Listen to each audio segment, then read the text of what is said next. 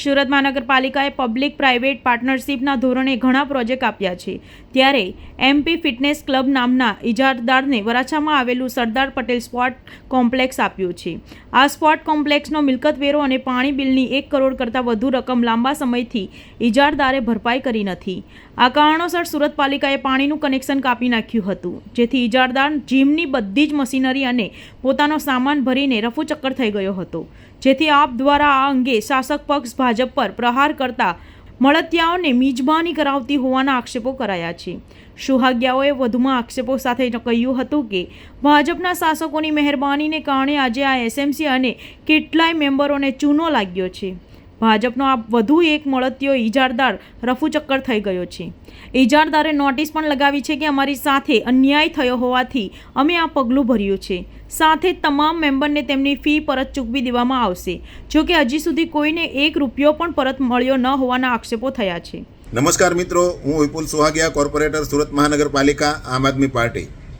મિત્રો, સુરત મહાનગરપાલિકા દ્વારા સુરત શહેરમાં વિવિધ જગ્યાએ સ્પોર્ટ કોમ્પ્લેક્સ બનાવવામાં આવેલા છે અને આ સ્પોર્ટ કોમ્પ્લેક્સ પ્રાઇવેટ ઇજારદારોને પીપીપી ધોરણે ચલાવવા માટે આપવામાં આવેલા છે।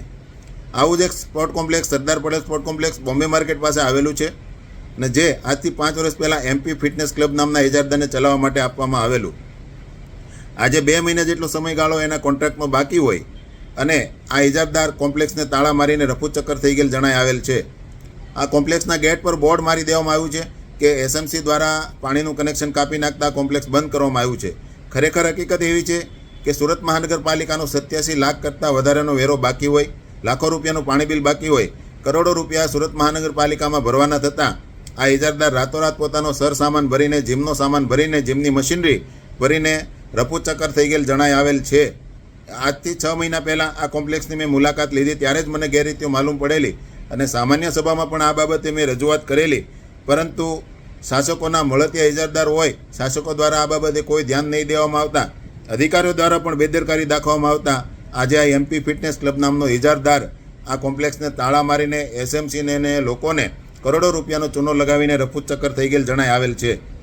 સુરત મહાનગરપાલિકામાં ભારતીય જનતા પાર્ટીના શાસકો આવી રીતે કરોડો રૂપિયાના ખર્ચે સ્પોર્ટ કોમ્પ્લેક્સો, મિલકતો બનાવીને પોતાના મળતિયા લોકોને આવા ઇજારા આપે છે અને આવા ઇજારદારો અને ભાજપના શાસકો સાથે મળીને કેવી રીતે પ્રજાને લૂંટે છે તેનો આ ઉત્તમ નમૂનો છે। કઈ રીતે પ્રજાના પૈસાનો, વેરાના, ટેક્સના પૈસાનો કઈ રીતે ભ્રષ્ટાચાર કરી શકાય એનો આ ઉત્તમ નમૂનો આપણે જોઈએ છીએ।